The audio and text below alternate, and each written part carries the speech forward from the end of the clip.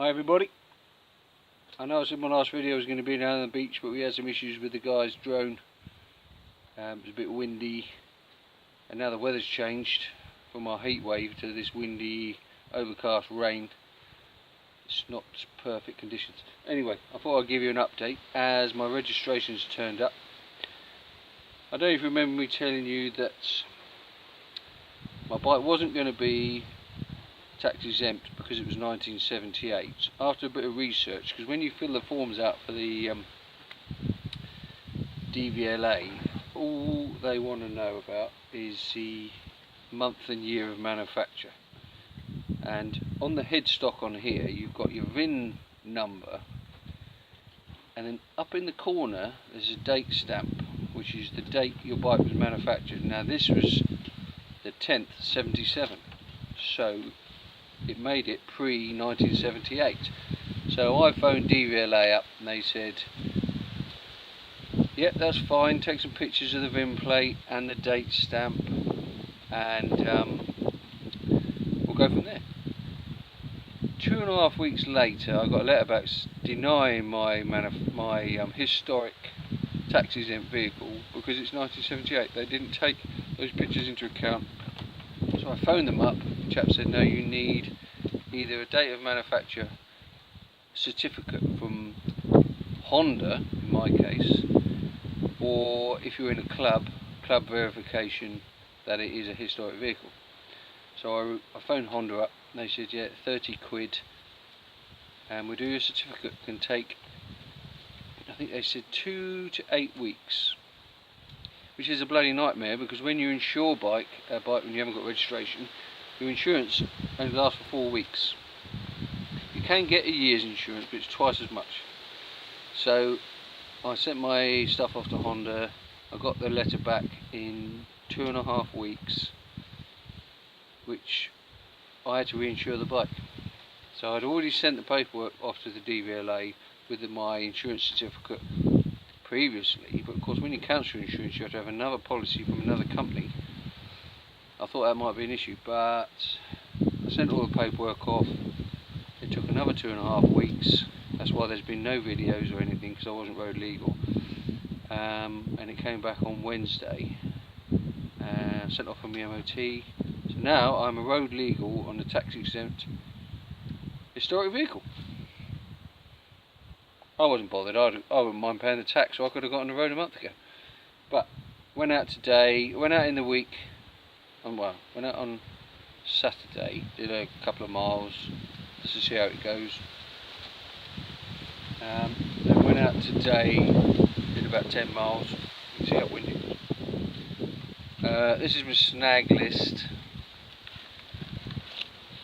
I think I've blown the headlamp bulb again, so we've obviously got some sort of issue there.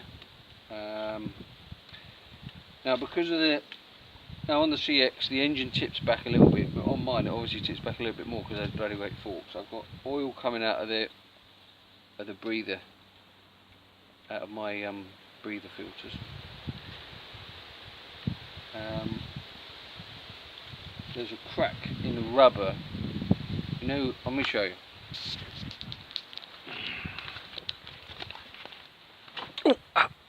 Seat up dust. Right, yeah, so let me point. Yeah, I've got a bit of oil coming out the bottom of my breathers. I don't know if you can see that, that's in the shadow. And also this, now I knew it had a small split in it, but the split runs all the way around on that rubber manifold. So I don't know what to do, whether to try and get hold of another one of these or take both of them off, machine this down so I can fit a new rubber on there, so I haven't got these rubbish bonded rubbers on here that are obviously 40 years old, of rubbers like rock. Got to have a think about that. So we've got a split in there. What else we've got? Speedo's not working, but it works when I put the front brake on. So whether that's changing the distance for the little magnetic sensors, I don't know, I've got to look at that. But it was working when I had 3 magnets on there, and I was thinking to myself, well, one of those magnets might come flying off, because I glued one on and didn't the other, just an experiment to see if it come off. So I thought I'd hold one back, and it was working with 3 magnets. So now I've got 2 on, it's not working, so I might stick another magnet on. I can change the setting on the speedo. Oh, and the front brake lever. Those KTM front brake levers I put on there. Let me hold this with the other hand. And they're meant to be adjustable, but it's so close, it's touching my bloody knuckle on there. It should be out there. And even adjusting it to the... it's working the wrong way round. I might have to just take that apart, see if I can change that. Let me show you. Obviously, not road legal, but that is my EU standard number plate. Because that other bloody number plate, which was out here, every time I walked in the bloody garage, I caught my leg on it. But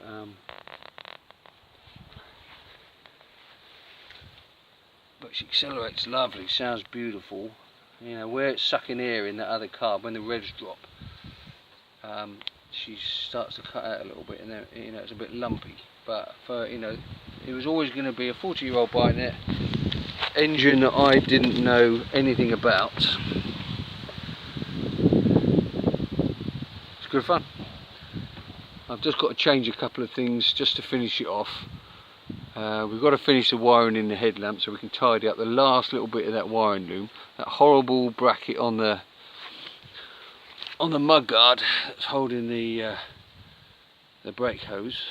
Just finish that off. Tidy up that horrible bit of wiring in there.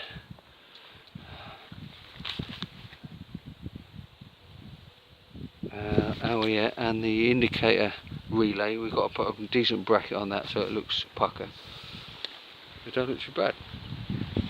Goes alright.